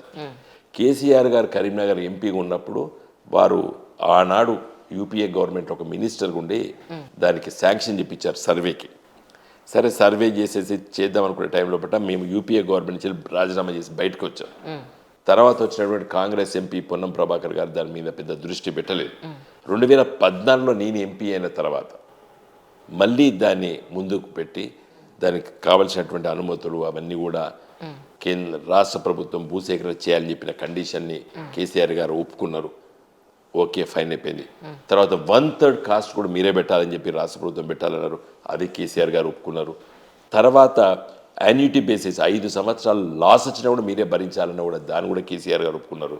ఇవాళ హైదరాబాద్ నుండి మనోహరాబాద్, గజ్వెల్, దుద్దెడ, సిద్దిపేట, సిరిసిల్ల, వేములవాడ, బోయినపల్లి, కరీంనగర్ రైల్వే లైన్ వేగవంతంగా పనులు జరుగుతున్నాయి. మరి నిన్న ఆ రోజు మోడీ గారు గజ్వేల్కి వచ్చి మిషన్ భగీరథ లాంచ్ చేసేటప్పుడు ఇది కూడా నేను వారితో ఫౌండేషన్ స్టోన్ వేయించడం జరిగింది, ఇది మోడీ గారితో. కాబట్టి ఇలా సక్సెస్ స్టోరీ. ఇలా అదొకటి నెంబర్ 2, ఇది రైల్వే లైన్. తర్వాత నేషనల్ హైవేస్. కరీంనగర్ సిటీకి ఒక్క నేషనల్ హైవే కనెక్షన్ లేకుండా నేను ఎంపీ కాకముందు ఇలా ఒక 4-5 ప్రతిపాదన చేసేసి ఒక 2-3 సక్సెస్ అయినాం. తర్వాత నేను లాస్ట్ టైం గెలవకపోవడం వల్ల దాన్ని మరి ఇప్పుడు ఉన్నటువంటి ఎంపీ గారు పట్టించుకోకపోవడం వల్ల పనులు కాలేదు. కానీ డెఫినెట్గా రేపు మళ్ళీ నాకు I'm confident that I will win the elections. గెలిచిన తర్వాత నేషనల్ హైవేస్ కనెక్టివిటీ సెంటర్గా కరీంనగర్ను చేయదలుచుకున్నాను. అతి ముఖ్యమైన విషయము IIIT. కేంద్ర ప్రభుత్వం 20 IIIT ఇచ్చింది దేశవ్యాప్తంగా. తెలంగాణ రాష్ట్రానికి ఒకటి కూడా ఇవ్వలేదు. నేను ఇవ్వాలని చెప్పి ఆనాటి విద్యాశాఖ మంత్రి ప్రకాష్ జావడేకర్ దగ్గరికి తిరిగితే దాదాపు ఒక 50 ఎకరాల భూమి ఇవ్వాలంటే కూడా Karimnagar heart of the Karimnagar సిటీలో 50 ఎకరాల భూమి వాళ్ళకి ఇవ్వడం జరిగింది. కానీ దురదృష్టవశాత్తు నేను ఓడిపోయిన తర్వాత దాన్ని పట్టించుకోలేదు. ఈ రోజు రాకుండా పోయింది. కర్ణాటకకు అంతకుముందు ఒకటి ఇచ్చి మళ్ళీ ఇది కూడా రెండోది కూడా కర్ణాటకకి ఇచ్చిండ్రు మొన్న అసెంబ్లీ ఎన్నికల అప్పుడు బీజేపీ గవర్నమెంట్. కాబట్టి అది మేము మిస్ అయినాం. అలాంటి ఒక national institute, A institute of excellence Karimnagar నగరానికి తీసుకురావాలని చెప్పి ఆలోచన కూడా నాకుంది. కాబట్టి ఇవి ఒక పార్లమెంట్ సభ్యుడు లేకపోతే ఒక ఎలక్టెడ్ రిప్రజెంటేటివ్ ఆలోచన చేయాలి. రెగ్యులర్ స్కీమ్స్ ఇవాళ బండి సంజయ్ గారు లేదా బీజేపీ నాయకులు ఏం మాట్లాడతారు, మేము జాతీయ ఉపాధి హామీ పథకం గిన్ని వేల కోట్లు ఇస్తాను, లేకపోతే మేము మన న్యూట్రిషన్కి ఇన్ని డబ్బులు ఇస్తున్నాం, లేదా ₹2 కిలో బియ్యానికి ఇచ్చే పైసలు మేము గిన్ని ఇస్తామని చెప్పి ఆ లెక్కలన్నీ ఆయన ఖాతాలో చూపిస్తాడు. That is regular functional schemes. డబ్బులు లెక్కలు చూపించదు. కొత్తగా ఏం ఆలోచన చేసినావు, ఒక మన ఐడియా ద్వారా ఇది పట్టుకొచ్చిన. ఇప్పుడు నేను స్మార్ట్ సిటీ ఎవరైనా ఛాలెంజ్ చేయగలుగుతారు, ఎవరు కూడా కాదని లేడు ప్రపంచంలో పడ. That is my initiative, it's my brain child. నేను ఆలోచన చేసి దాన్ని తీసుకురావడం జరిగింది. ఇలా రైల్వే లైన్ కేసీఆర్ గారి ఆలోచన, అది కేసీఆర్ గారి మానసిక పుత్రిక, అది దాన్ని అమలు చేయడంలో కూడా నా పాత్ర పెద్ద పాత్ర. తర్వాత జాతీయ రహదారులు ఎల్కతుర్తి, హుస్నాబాదు, సిద్దిపేట నుండి ఎవరు ఊహించలేదు. అది లేదు సార్, ఇంటర్నల్ రోడ్స్ కూడా చాలా బాగా డెవలప్ చేశారు. ఆ విషయంలో మనం పాయింట్ అవుట్ చేయడానికి లేదు. ఇప్పుడు మీరు సీనియర్ జర్నలిస్టు, ఒక తపన ఉండాలి, ఒక ప్రజాప్రతినిధి అనేవాడికి తపన ఉండాలి, కడుపులో ఉండాలి, ఆరాటం ఉండాలి, ఇది నేను చెయ్యాలి, ఇట్లా చేయాలి, ఇట్లా చేయాలి. దాంట్లో స్వార్థం ఉండకూడదు. ఎన్నికలు, ఓట్లు, గెలుపులు ఉంటాయండి. నేను చిన్నతనం నుంచి భారత కమ్యూనిస్ట్ పార్టీలో కార్యకర్తను, కాజీపేటలో కోచ్ ఫ్యాక్టరీ, నేను ఇది చిన్నప్పటి నుంచి నినాదాలు ఇద్దాము. దట్స్ వై అంటే వివర్ ట్రైన్డ్. మా పాపము వాళ్ళు ఎవరు లేరు, ఆ సీనియర్ కామ్రేడ్స్ అందరు చనిపోయారు. వాళ్ళు ఇస్తే మేము స్టూడెంట్ లీడర్స్గా పోయి లొల్లి పెడదాం, కాజీపేటలో కోచ్ ఫ్యాక్టరీ రావాలి. అదేందో మాకు తెలియదు ఆ రోజు చిన్న పిల్లలు. కానీ దాన్ని ఇప్పటికీ నేను పార్లమెంట్లో మాట్లాడినా, సీరియస్గా మాట్లాడినా. ఇప్పుడు కూడా ఆ డిమాండ్ నేను లైవ్లీహుడ్ ఉంచుతున్నా. మొన్న కూడా కాజీపేటలో పోయి రావడం జరిగింది. సో ఇవన్నీ ఒక పొలిటీషియన్ అనేవాడు హీ షుడ్ బి ట్రైన్డ్. కాబట్టి ఈ డెవలప్మెంట్ ఆస్పెక్ట్ అనేది మా పార్టీకి ఎందుకు ఇంత, మా పార్టీ నాయకులు, లీడర్లు, కార్యకర్తలు ఎందుకు ఉంటారంటే, మేము పుట్టిందే, టీఆర్ఎస్ పార్టీ పుట్టిందే అభివృద్ధి కోసం. నన్ను ఒక సీనియర్ జర్నలిస్ట్ ఢిల్లీలో అడిగారు, what is your philosophy, what is your ideology అని అడిగాడు. BJP has an ideology, it is a rightist force, it's basic philosophy is Hindutva, and Congress freedom struggle చేస్తే మీ పార్టీకి ఏముందని క్యాజువల్గా అడిగాడు. అంటే నేను డెవలప్మెంట్ ఎకనామిక్స్ అన్న, ఆర్థికంగా. ఆయన ఊరికే సింపుల్గా మాట్లాడి ఆ ఆన్సర్ ఇచ్చుడే నాతో ఒక 5 minutes మాట్లాడాడు. అంటే దీని అర్థమైంది అన్నాడు. అంటే ఒక రాజకీయ పార్టీలు ఫిలాసఫికల్గా కాన్స్టిట్యూషన్ అది, భారత రాజ్యాంగాన్ని నమ్ముతాం మేము, ప్రియాంబుల్ ఆఫ్ ది కాన్స్టిట్యూషన్ నమ్మినాం అంతే, మాకు వేరే ఫిలాసఫీ ఏం లేదు అన్న. ప్రియాంబుల్ ఆఫ్ ది కాన్స్టిట్యూషన్ మించినటువంటి ఐడియాలజీ ప్రపంచంలో ఏది లేదండి. నేను అందుకోసమే మీరు అడిగినారు కాబట్టి చెప్తున్నా. ఇప్పుడు ఈ వందే మాతరం, జనగణమన ఎట్లయితే మేము నేషనల్ సాంగ్, నేషనల్ యాంథమ్ ఎట్లయితే పిల్లలకు రోజు నేర్పుతామో, ప్రతిరోజు ది ప్రియాంబుల్ ఆఫ్ ది కాన్స్టిట్యూషన్ని పిల్లలకు రోజు అతను చదివిపియాలి, క్లాస్లో కంఠస్థం పట్టియాలి. అంతకంటే గొప్పది ఏం లేదు.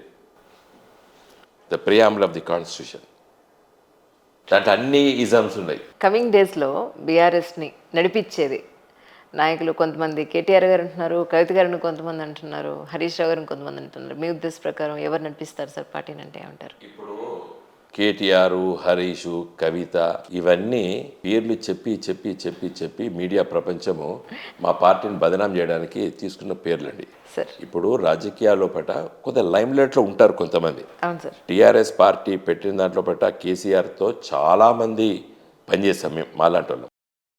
సో డెఫినెట్గా in the given circumstances KCR గారి కొడుకనో, కేసీఆర్ గారి బిడ్డనో, కేసీఆర్ గారి అల్లుడనో వాళ్ళకు కొంత ప్రాధాన్యత ఇస్తే ఇవ్వచ్చు మీడియా ప్రపంచం.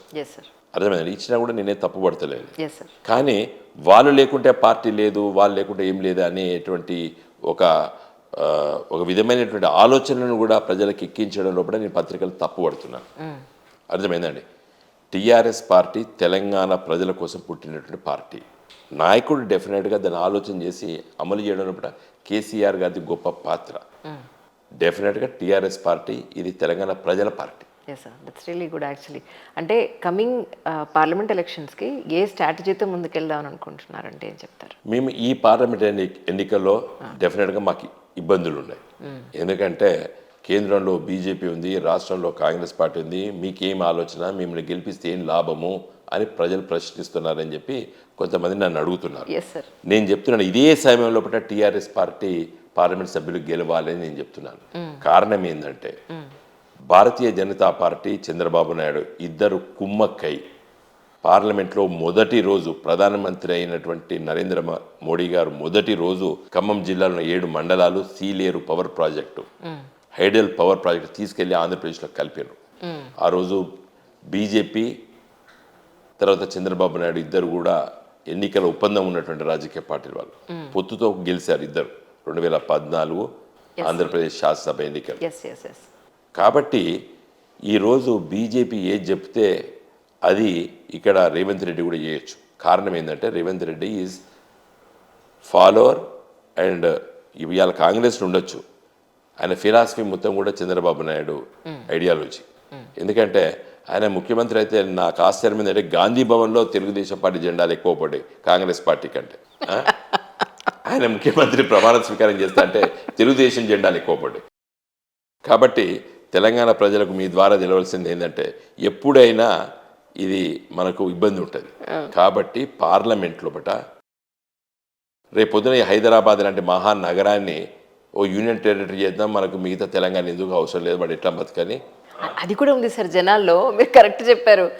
యాక్చువల్లీ అట్లాంటి ఐడియాస్ వస్తాయట వీళ్ళకి, అటు బీజేపీకును ఇటు టీడీపీ వాళ్ళకి. అవును. కాబట్టి there is a డైర్ need of చిత్తశుద్ధితో తెలంగాణ ప్రజల కోసం ఆరాట పడేటువంటి ఎంపీలు ఇలా పార్లమెంట్లో అవసరం.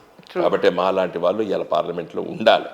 ఉంటేనే ఇలాంటి కుతంత్రాలు ఇవన్నిటిని కూడా తిప్పుడు. నేను ఛాలెంజెస్ చెప్తున్నాను ఇలా కాంగ్రెస్ పార్టీ రేవంత్ రెడ్డి గారు కానీ లేదా తెలుగుదేశం పార్టీ కానీ బీజేపీ వాళ్ళు కానీ 7 మండలాలు తీసేస్తా అని చెప్పి మోడీ గారు ప్రయత్నం చేస్తే పార్లమెంట్లో గంట సేపు నేను పోరాటం చేసింది ఇలా లైవ్ ఉంది, లోక్సభ టీవీలో ఉన్నది, యూట్యూబ్లోకి వెళ్ళి కొట్టి చూస్తే తెలుస్తుంది. ఆ రోజు సభను వాయిదా చేశాను, తెల్లారి వరకు వాయిదా చేయించారు ఆ బిల్లు.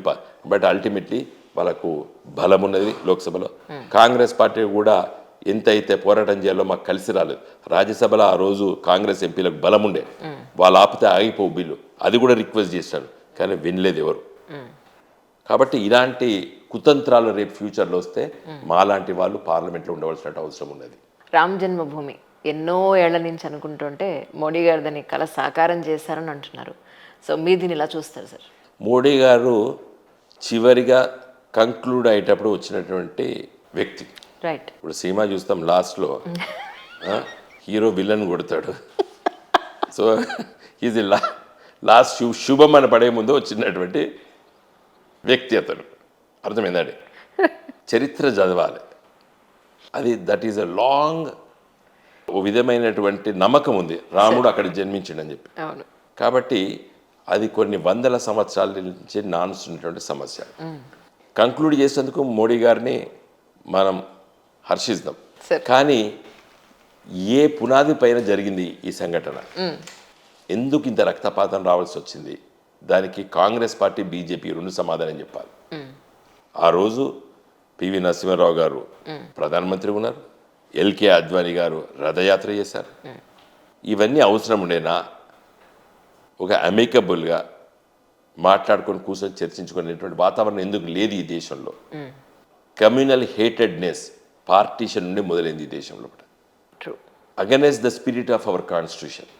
కాబట్టి ఇది ఒక 75 సంవత్సరాల స్వతంత్ర భారతదేశంలో ఈ జాతీయ రాజకీయ పార్టీలు అనేబడినటువంటి కాంగ్రెస్ పార్టీ, భారతీయ జనసంఘ్ నాడు, నేటి బీజేపీ ఈ 2 బాధ్యత వహిస్తాయి. ఈరోజు ఎంత జనరేషన్ యంగ్ జనరేషన్ లోపల ఈ కమ్యూనల్ టెన్షన్స్, కమ్యూనల్ ఫీలింగ్స్, ఇల్ గాటెన్ ఐడియాస్ రావడం చాలా చాలా దురదృష్టం ఈ దేశానికి. ఇప్పుడు నాకు ఒక ఆలోచన వచ్చింది సార్. ఇలా దాదాపు 150 దేశాలలో గుళ్ళు కట్టినరండి. ఈ ఆర్ఎస్ఎస్ వాళ్ళు బీజేపీ వాళ్ళు చెప్తా కట్టినరా? కాదే. మైగ్రేషన్ కల్చర్ని తీసుకెళ్తాడు. ఇలా మన బంధువులు న్యూజిలాండ్లో ఉన్నారు, ఆస్ట్రేలియాలో ఉన్నారు, అక్కడ గుళ్ళు ఎందుకు పోయినరు? ఈ జనరేషన్ మన కడుపులో పుట్టిన పిల్లలు ఇంజనీర్లు, సాఫ్ట్వేర్ ఇంజనీర్లు, అదేనరు ఇదేనరు కాబట్టి పోయినరు. అట్లా ఇవాళ 150 దేశాలలో ఉన్నాయి. ఇవాళ నేను లాస్ట్ 2 years బ్యాక్ జపాన్కి వెళ్ళాను. హీరోషిమా చూద్దామని వెళ్ళాను. ఓ సో ఇది ఉంది కదా, ఇది న్యూక్లియర్ బాంబ్ పడ్డాక అక్కడ వెళ్ళిన తర్వాత ఒక ఐటీ పిల్లాడిని అనేది ఒక గుడికి పట్టుకెళ్ళాడు. ఆడ మంచి వెంకటేశ్వర స్వామి టెంపుల్ ఉన్నది. ఇది ఎవరు కట్టించారు? Culture, migration. మరి ప్రపంచవ్యాప్తంగా ఇన్ని దేశాల్లో పడినప్పుడు హేటెడ్నెస్ ఉంటే మరి నీ హిందూ సోదరులు ఇన్ని దేశాల్లో పట్ల ఎన్ని ఇబ్బందులు పడాలి వచ్చే 50 ఏళ్ళకో 100 ఏళ్ళకో. అవును. అమెరికాలో చర్చులు కొని, చర్చిలకు పోతలేరు ఆడ ఉన్నట్టు పిల్లలు, పెద్ద పెద్ద చర్చులు ఉన్నాయి.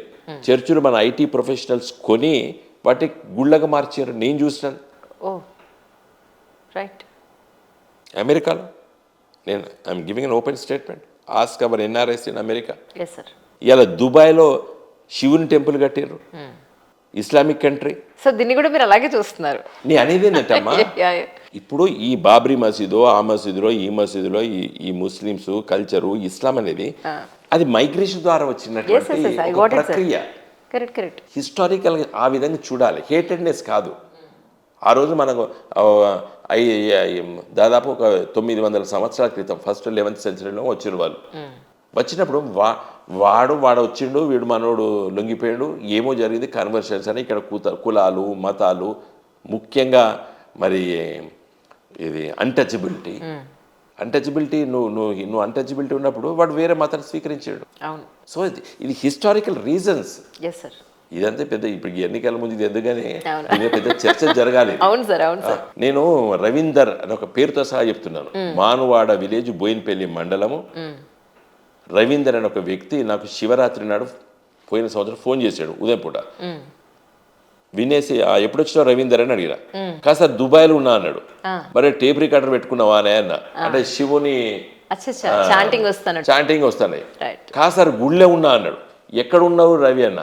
శివాలయంలో ఉన్నా సార్. అరే ఎక్కడున్నావా? నాకు దుబాయ్లో శివాలయం ఉంటే నాకు తెలియదు. దీన్ని మనం వి షుడ్ యాక్సెప్ట్ చేయాలి కదా ఈ హేటెడ్నెస్. నేను ఆర్ఎస్ఎస్ వాళ్ళను బీజేపీ వాళ్ళని కూడా కోరేదంటే నేషనలిజం ఫీలింగ్ ఉన్న వాళ్ళని నేనే తప్పుపడతానండి.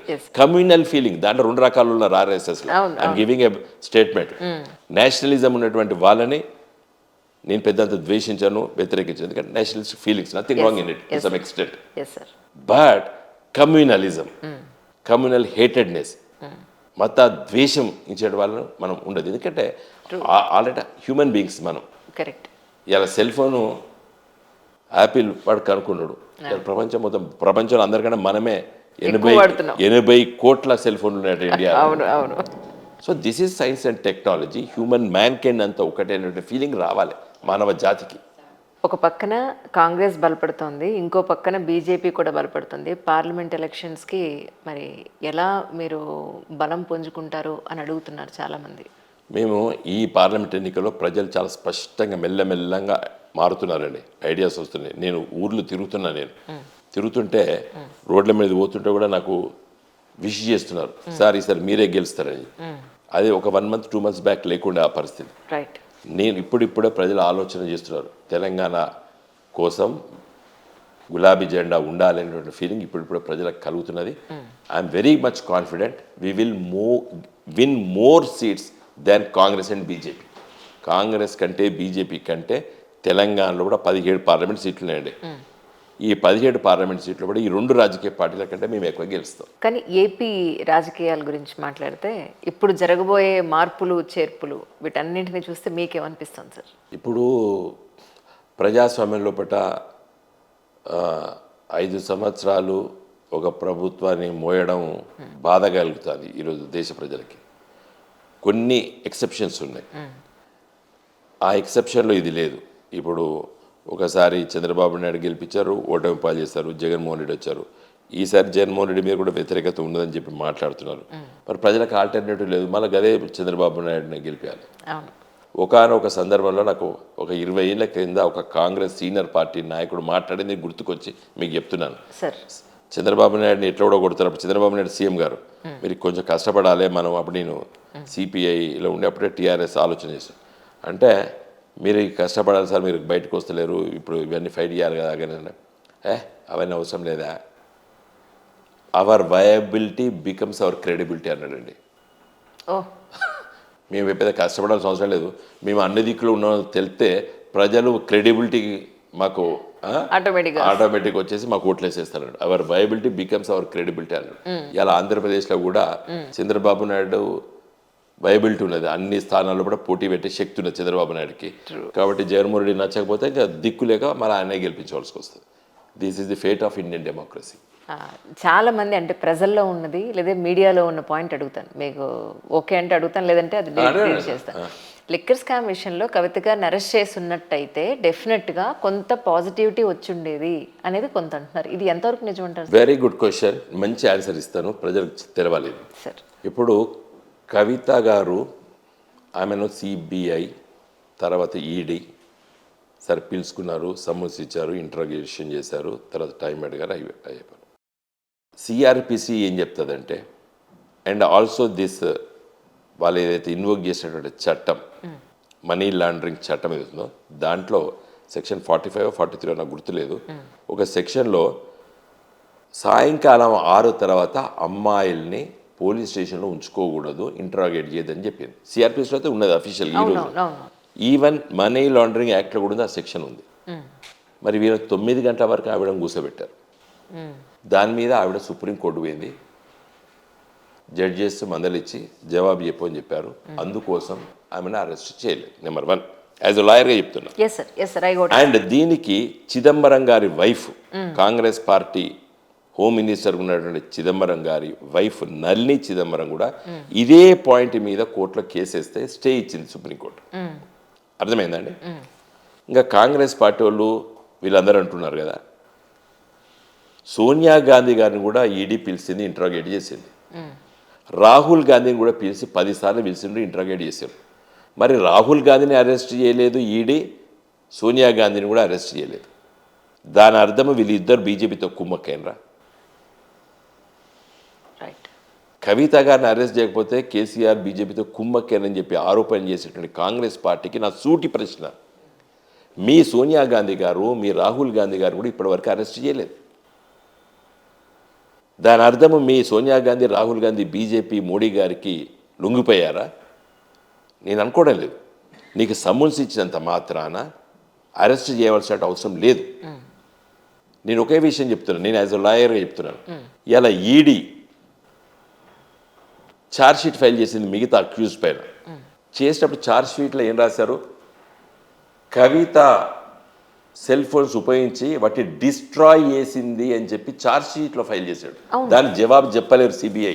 నేను యాజ్ ఎ లాయర్గా అడుగుతున్నా, రేపు మేము క్రాస్ ఎగ్జామినేషన్లు అడుగుతాం, అండర్ వాట్ బేసిస్ నువ్వు ఛార్జ్షీట్లో ఫైల్ చేసినావు? సరే ఇనిషియల్గా ఎఫ్ఐఆర్లు దాంట్లో కాదు, ఛార్జ్షీట్లో ఫైల్ చేసాడు. ఏది? ఈమె ధ్వంసం చేసిందని చెప్పి. సో నువ్వు ఎంత ప్రీ మెడిటేట్గా ఉన్నావు? ఆమె తీసుకొచ్చి ఇచ్చేసింది, నీకు సెల్ ఫోన్ ఇచ్చేసింది. కానీ పేపర్లో అంత క్లియర్గా ఇచ్చి మీడియాలో ఇన్నిసార్లు చెప్పడం వల్ల జనాలు ఇదే నిజం అనుకున్నారు కదా సార్. అదేనండి ఈ దేశ దౌర్భాగ్యం. మీ మీడియా ప్రపంచం చాలా పవర్ఫుల్ ఉన్నది మాకంటే సార్. అందుకే తెలుగులో మా తెలంగాణ ఒక సామెత ఉన్నది, నిజము చెప్పులు వేసుకోకముందు అబద్ధం ఊరంతా చుట్టూ వస్తుందట. Exactly sir. ఇవాళ నేను చెప్తున్నా, సరే I'm not going to the merits of that liquor scam. Kavitha రైటా రాంగా అని చర్చలో కూడా లేదు. కానీ అరెస్ట్ ఎందుకు చేయలేదంటే నళిని చిదంబరం ఆమె సుప్రీంకోర్టు స్టే తీసుకొచ్చింది ఈ పాయింట్ మీద. 6 గంటల తర్వాత ఇంట్రాగేట్ చేయడానికి వీలు లేదు ఒక స్త్రీని, నువ్వు ఎట్లా చేసావు అని చెప్పి సుప్రీంకోర్టు అడిగింది వీళ్ళని. వాడు జవాబు చెప్పాలి. ఇప్పుడు జవాబు చెప్పక అరెస్ట్ ఎట్లా చేస్తాడు? అండ్ సోనియా గాంధీ గారు రాహుల్ గాంధీ గారు కూడా పిలిచారు, సమ్మన్స్ చేసి 10 సార్లు కదా. ఈమె కవితను 2 సార్లు పిలిచి కానీ వాళ్ళ 10 సార్లు పిలిచారు. అదే సార్ మీరు చెప్పినట్టు ఇది రీజన్ అని మీరు చెప్పేంత వరకు క్లారిటీ లేదు జనాలకి. అందుకే మొదలు చెప్పినా కదా, మేము మీలాంటి వాళ్ళతో ఎక్కువసేపు ట్రూ సార్, జనాల్లోకి వెళ్ళాలి. వెళ్లకుండా మీ అంతటి మీరే అక్కడే ఉంటే జనాలకు తెలియదు. అబ్సల్యూట్లీ. ఈ సందర్భంగా మీ కరీంనగర్ ప్రజలు కానండి, తెలంగాణ ప్రజానికాని కానండి, మీ వైపు నుంచి మీరు ఏదైనా ఒక మాట చెప్పాలంటే ఏం చెప్తారు సార్? ఒకటే విషయం, ఈ వచ్చే 2024 పార్లమెంట్ ఎన్నికల్లో, లోక్సభ ఎన్నికల్లో నేను కరీంనగర్ నుండి పోటీ చేస్తున్నాను. కరీంనగర్ ప్రజల్ని వేడుకునేది ఏంటంటే, రిక్వెస్ట్ చేసేది ఏంటంటే, మీరు దయచేసి ఈసారి ఆలోచించి ఓటు వేయండి. 10 సంవత్సరాలు మోడీ గారు ప్రధానమంత్రి ఉన్నారు, 5 సంవత్సరాలు నేను ఎంపీ ఉన్నా, 5 సంవత్సరాలు బండి సంజయ్ ఎంపీ ఉన్నాడు. మోడీ గారి దగ్గరికి నేను మోడీ గారితో శంకుస్థాపన చేయించిన రైల్వే లైన్. మోడీ గారి ప్రభుత్వం వెంకయ్య నాయుడు గారిని పట్టుకొని ఇవాళ నేను ఒక 1000 కోట్ల రూపాయలు మన కరీంనగర్ నగరానికి స్మార్ట్ సిటీ తీసుకొచ్చినాను. దాదాపు 3, 4, 5 వేల కోట్ల రూపాయలు జాతీయ రహదారులు శంకుస్థాపన పనులు జరుగుతున్నాయి. ఇది నేను చేసినటువంటి, దీన్ని ఎవరు కూడా కాదనలేరు. ఎస్, ఎందుకంటే డేటు సంవత్సరాలనే కదా. అన్ని మరి బండి సంజయ్ గారు 5 సంవత్సరాలు ఎంపీ ఉన్నారు. ఈ ఎంపీ ల్యాడ్స్, జాతీయ ఉపాధి హామీ పథకాలు, లేకపోతే పిల్లలకి స్త్రీలకి ఇచ్చే పోషణ, అంగన్వాడీ గాలి లెక్కలు చూపిస్తున్నాడు. అది కాదు, సొంతంగా నీ చొరవతోని ఒక 5 రూపాయలు తీసుకొచ్చినావా కరీంనగర్ పార్లమెంట్కి? తీసుకురాలి. కాంగ్రెస్ వాళ్ళు రాష్ట్రంలో ప్రభుత్వంలో ఉన్నారు, కేంద్రంలో వాళ్ళు పోయి చేసేది ఏం లేదు. ఉన్నటువంటి తెలంగాణ రక్షించాలన్న గులాబీ జెండా, ఎందుకంటే తెలంగాణ కోసమే పుట్టినటువంటి తెలంగాణ పార్టీ ఇది. కాబట్టి మాలాంటి వాళ్ళం పార్లమెంట్లో ఉండాలి. కాబట్టి దయచేసి మీరు నాకు ఓటేయండి. రేపు కరీంనగర్ నియోజకవర్గాన్ని అభివృద్ధి బాటలో తీసుకెళ్ళేటువంటి ఆలోచనలు నాకున్నాయి. ఒక 3 IT లాంటిది రావాలి. ఇలాగ కేబుల్ బ్రిడ్జ్ ఎవరికి ఆలోచన లేదు. That is my idea, my brain share. ఇలా ఒక బ్రహ్మాండంగా 100-150 కోట్లతోని కరీంనగర్ యంగ్ జనరేషన్ ఒక హ్యాపీనెస్ 3 ఉండాలని చెప్పి, ఆ 2 అవసరాలు పరిష్కరించాలి. At the same time entertainment point of కూడా ఉండాలి. ఒక రివర్ ఫ్రంట్, ఇలాంటి ఆలోచనలు, ఒక మంచి ఎడ్యుకేషన్ ఇన్స్టిట్యూషన్ కావాలనుకున్నాం. కాబట్టి ఇవన్నీ ప్రయత్నం చేయాలంటే నాలాంటి వాడు పార్లమెంట్లో ఉండాలి. కాబట్టి కరీంనగర్ నగర ప్రజలతో పాటు కరీంనగర్ పార్లమెంట్ నియోజకవర్గ ప్రజలు, సిరిసిల్ల, వేములవాడ, చొప్పదండి, మానకొండూరు, హుజురాబాదు, హుస్నాబాద్ శాసనసభ నియోజకవర్గ ఓటర్ మహాశల్ని మీ ద్వారా నా రిక్వెస్ట్ ఏంటంటే, దయచేసి ఈసారి నన్ను గెలిపించండి. వచ్చే 5 సంవత్సరాలు మీ తోడుగా, మీ నీడగా ప్రజల సమస్యలు పరిష్కరించడానికి నేను పార్లమెంట్లో, అదేవిధంగా రాష్ట్ర ప్రభుత్వంతో మరి సమస్యలు పరిష్కరించడానికి ముందు వరుసలో ఉంటాను. అద్భుతం సార్, నిజంగా మనస్ఫూర్తిగా మీలాంటి ఒక వెల్ ఎడ్యుకేటెడ్ అండ్ జనాలకి ఎంతో సేవ చేయాలనే ఉద్దేశంతో వచ్చేవాళ్ళు గెలవాలని మనస్ఫూర్తిగా సిగ్నేచర్ స్టూడియో నుంచి మేము అంతా కోరుకుంటున్నాం. Thank you so much sir once again.